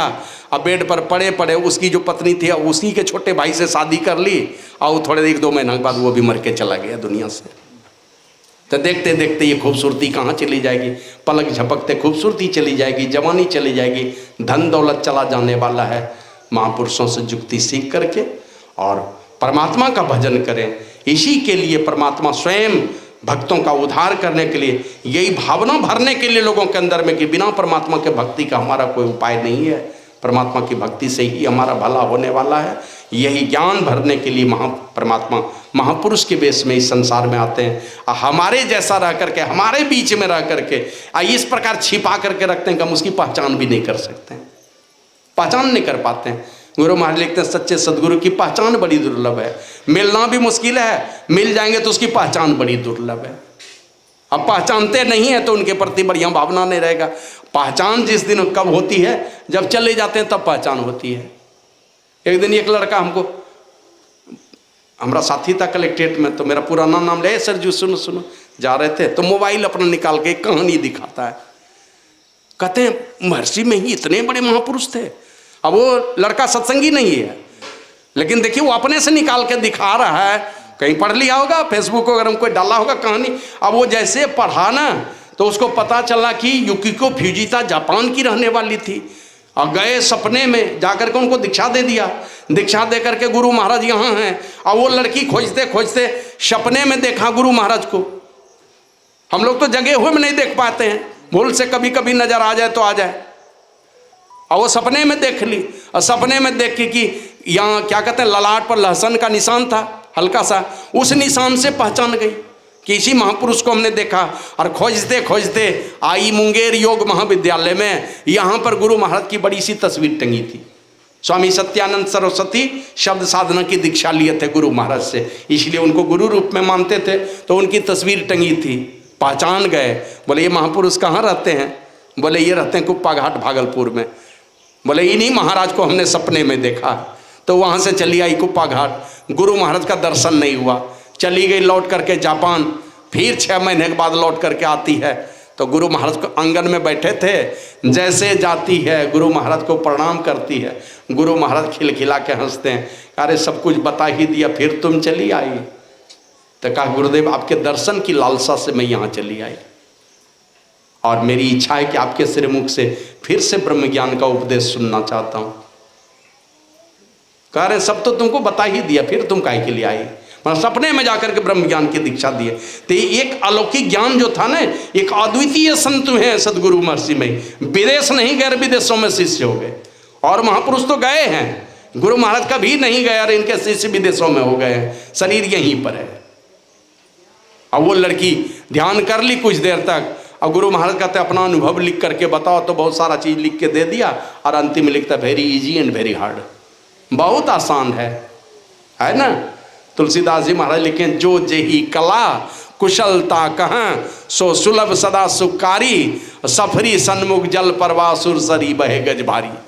भारी से भारी हाथी नहीं जानता है तो गंगा जी के धारा, तेज धारा में हाथी बह जाता है। और कला जानने के कारण छोटी सी मछली होती है, सफरी इतनी छोटी 1 इंच की मछली होती है, उल्टी धारा में चढ़ जाएगी जल प्रपात में, उल्टी धारा में तेजी से बढ़ती जाती है। तो कला जानता है ना, कला पता है, तरकीब पता है उस मछली को कि कैसे तैरना चाहिए उल्टी धारा में। तो जो जही कला कुशल, जिस कला में जो कुशल हो गया, सो सुलभ सदा सुखकारी, उसके लिए सुलभ हो जाता है, आसान हो जाता है और सुख देने वाला हो जाता है। उससे देखिए सुख मिलने लगता है उसको, अगर उस कला में निपुण हो गया कोई तो। श्री सदगुरु महाराज की जय। एक तो ज्यों सरकरा मिले सिकता महा, बलते नहीं बिलकावे। सरकरा माने चीनी, बालू में मिल गया, रेत में मिल गया, चीनी और बालू रेत में चीनी मिल गया। आप अलग कर पाएंगे? हम कोई तरीके से चीनी और बालू को, रेत को अलग नहीं कर पाएंगे। लेकिन चींटी आती है, अति रसज्ञ सूक्ष्म पीपीलिका बिनु प्रयास ही पावे। चींटी आती है, आई के चीनी को चुन के लेके चली जाती है, निमंत्रण भी नहीं देना पड़ेगा, चींटी अपने चली आएगी और आकर के सब चीनी चुन के चली जाएगी, बालू सब धरा रह जाएगा वहां पर। तो ये कला, जो उस कला को जो सीखता है महापुरुषों के चरण शरण में बैठ करके, सीखने से सीखते सीखते होते होते हो जाता है। बाबा कबीर कहते हैं झूठमूठ खेले सचमुच होए, और सचमुच खेले बिरला कोई। सचमुच में खेलने वाला कोई बिरला होता है, सब तो झूठ-मूठ का ही खेलता है। और जो कोई खेले मन चित लाए, मन चित लगा के जो खेलता होते होते होइए जाए, होते होते हो जाता है। जो मन और चित्त लगा करके करेगा, जो खेलेगा, उसका हो जाता है। नहीं तो सब झूठ-मूठ का ही खेल रहा है, सब सच नहीं होता है। सचमुच तो खेलने वाला कोई बिरला है, होते होते हो जाता है। तब महापुरुषों के चरण शरण में रह करके, किसी उनके आदेश और उपदेश के घेरे में रख करके, किसी भी तरह से उनको रिझा करके, उनके जुक्ति के मुताबिक साधन करके, जो भी भक्ति संसार में रहते हैं, पांचों पापों से बच करके जो यथोचित साधन उन्होंने बतलाया है, समय निकाल करके त्रैकालिक संध्या, दोनों पाली का सत्संग, पांचों पापों से बचना, 6 विकार से बचना, इन सारे विकारों से बच करके जो साधन करते हैं, गुरु के बताए रास्ते पर चल करके उसी परमपिता परमात्मा को प्राप्त करके वो अवस्था प्राप्त करते हैं जिसके विषय में रामायण में लिखा है, सरिता जल जल निधि मह जाई, अचल होई जिमी जीव हरि पाई। जैसे गंगा सागर में मिल करके सागर हो जाती है, उसी प्रकार ये जीवात्मा साधन करके परमात्मा में मिलकर परमात्मा ही हो जाती है। और ये परमात्मा जाते हैं इस संसार से, और जाते हैं लोग विश्व ब्रह्मांड में व्याप्त रहते हैं, हमेशा अपने भक्तों का भला करते रहते हैं, अपने भक्तों का।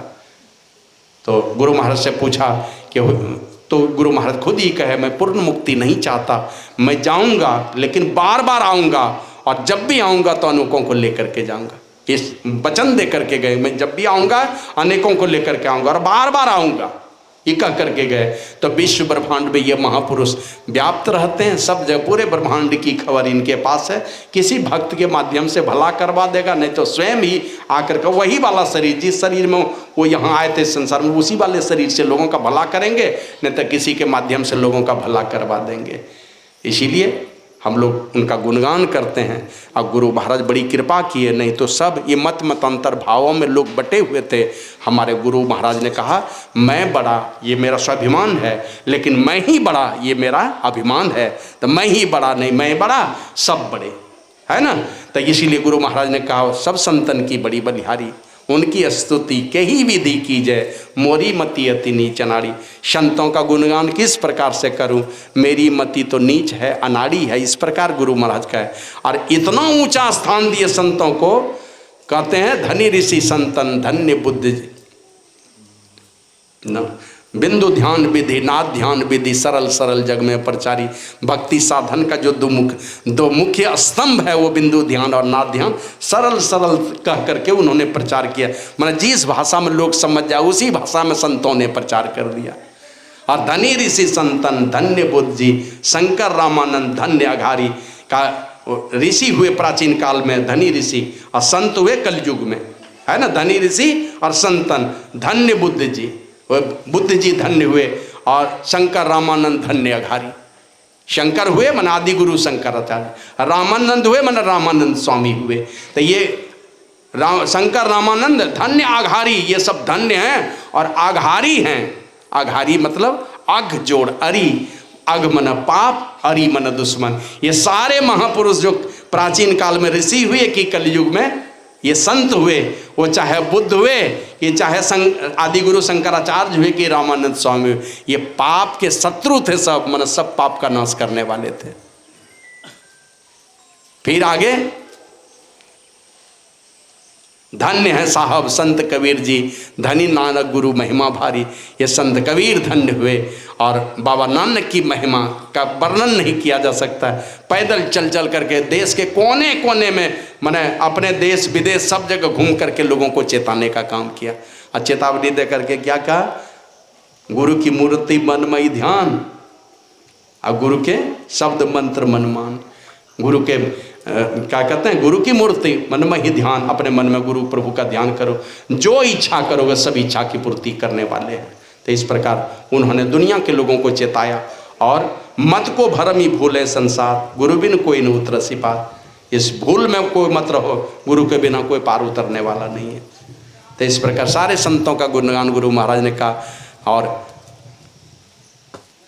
गोस्वामी श्री तुलसीदास जी, तुलसी साहब अति उपकारी, दादू सुंदर सूर स्वपच रवि, मन रवि मन रविदास, जगजीवन पलटू भयहारी, जगजीवन साहब, पलटू साहब, सूरदास, रविदास जी, ये सब के सब एक से एक महान हुए। जगजीवन पलटू भयहारी, ये सारे के सारे भय का हरण करने वाले थे, मन अभय दान देने वाले थे ये सारे के सारे महापुरुष। और अंतिम में का सदगुरु देवी अरुजे भय है, सतगुरु देवी का नाम लिया जो उनके गुरु हुए। और इसके अलावे भी अगर कोई संत महापुरुष हुए, यही 10-20 में खत्म हो जाएगा। अरबों वर्षों की सृष्टि में एक से एक संत पुरुष आए, गिनती नहीं की जा सकती उनके। तो कहता सदगुरु देवी अरुजे भय हैं। इसके अलावे भी और कोई हुए हैं और होंगे, आने वाले समय में भी जो होंगे सब चरणन सिरधारी, सबके चरणों को मैं अपने सिर पर धारण करता हूं। तो इस प्रकार सारे संतों का गुणगान, सारे ये रामचरितमानस में तो लिखा है, विधि हरि हर कवि को विद बानी, कहत साधु महिमा सक्षानी, सो मोसन कही जात न कैसे, साग बनिक मणि गुनगुन जैसे। तुलसीदास जी महाराज कहते हैं उन साधु संतों की महिमा का गुणगान मैं क्या करूँगा। ब्रह्मा विष्णु महेश कवि पंडित और अंतिम का सरस्वती, ये भी साधु की महिमा गाने में सकुचाते हैं, लजाते हैं। मेरे जैसा लोग, तुलसीदास जी जैसे महापुरुष जो महाकाव्य की रचना करने वाले, 200 देशों में पढ़ा जाता है जिसको, वे कहते हैं साग बनिक मणि गनगुन जैसे। जैसे साग बेचने वाला कुंजड़ा है ना, साग सब्जी बेचने वाला मणि के गुणों का कहाँ से बखान करेगा। हम कहाँ से बताएंगे साधु संतों के महिमा का बखान। एक छोटी सी कथा कह के मैं अपनी वाणी को विराम दूंगा। एक बार डोम जाति के एक महात्मा हुए, स्वपच जिनको कहते हैं, डोम जाति में एक महात्मा हुए, उनका नाम था नाभा स्वामी। नाभा स्वामी बड़े ही विलक्षण प्रतिभा वाले महापुरुष हुए इस धरती पर।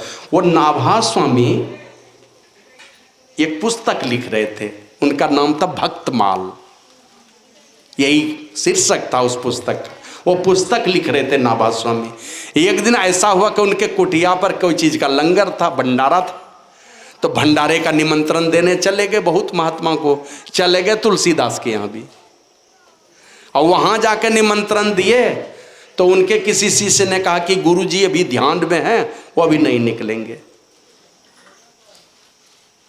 तो नाभा स्वामी बैठ गए बाहर किसी चट्टान पर।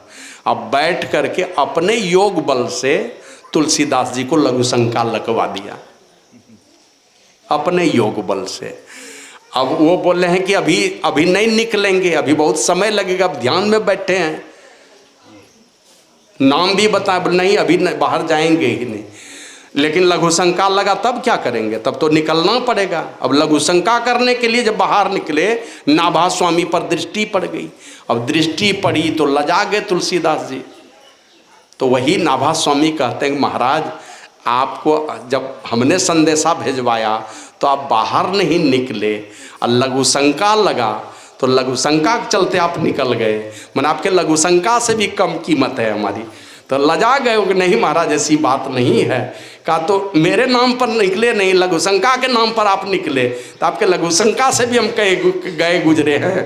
तो बोले नहीं महाराज ऐसी बात नहीं, तो मेरा निमंत्रण स्वीकार कीजिए। तो निमंत्रण स्वीकार कर लिए।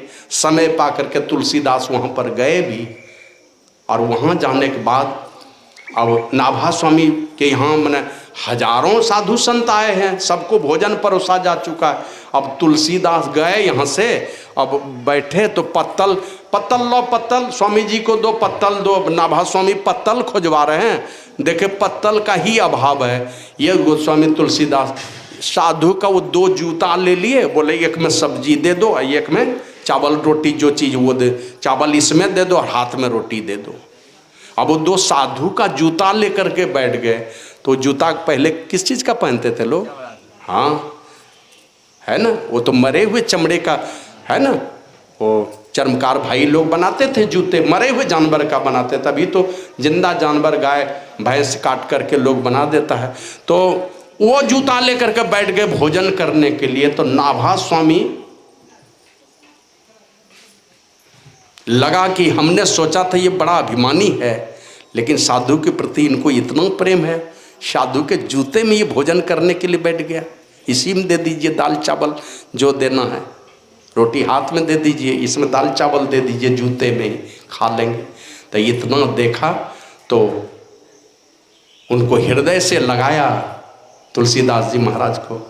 और ऐसे सब बातें स्पष्ट मिलती नहीं है कहीं पर, लेकिन ये महापुरुष बतला रहे थे, जैसे हृदय से लगाया, साधन तो बहुत दिनों से चल रहा था, लेकिन उसी समय दिव्य दृष्टि खुल गई उनकी।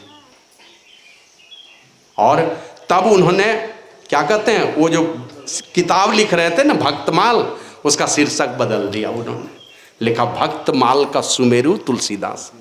ये भक्तमाल नाभा स्वामी ने लिखी है पुस्तक, भक्तमाल का सुमेरु तुलसीदास। और सुमेरु इसलिए, सुमेरु में तो 108 दाने की जो माला होती है, तो सबसे बड़ा वाला जो दाना है जहाँ से हम लोग नाम जब शुरू करते हैं ना, माला फेरते हैं, वह सुमेरु कहलाता है। पहाड़ों में ऊंचा सुमेरु है, इसलिए पहाड़ों में उसका नाम है। तो उसी तरह भक्तों में सुमेरु है, ये तुलसीदास नाभा स्वामी ने लिखा। तो कहने का मतलब यहाँ क्या कहते हैं, जाति पाति पूछे नहीं कोई, हरि को भजे सो हरि का होई। जो भी संतों के चरणों में पढ़ करके, साधु संतों के प्रति सेवा का भाव रख करके, 5 पापों से बचा करके नियमित रूप से साधन करेगा, गुरु प्रभु की विशेष कृपा होगी तो उनकी दिव्य दृष्टि खुलती है।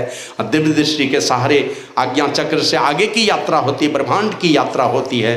ब्रह्मांड की यात्रा में परमात्मा के अनेकों रूपों को दर्शन करता हुआ साधक अंतिम में परमपिता परमात्मा का साक्षात्कार करता है।